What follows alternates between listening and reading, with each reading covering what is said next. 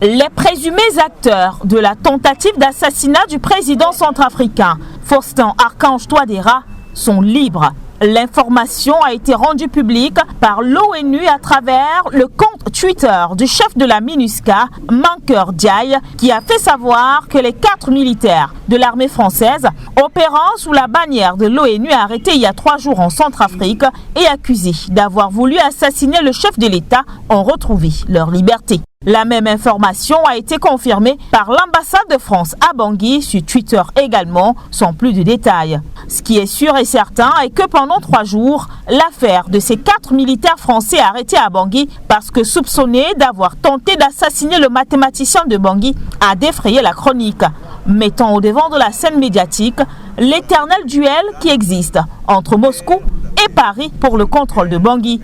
Résultat des courses, l'ambassade de France et la mission onusienne à Bangui se sont engagés dans un bras de fer avec les autorités pour obtenir la libération ce 24 février des 4 soldats français arrêtés quelques jours plus tôt.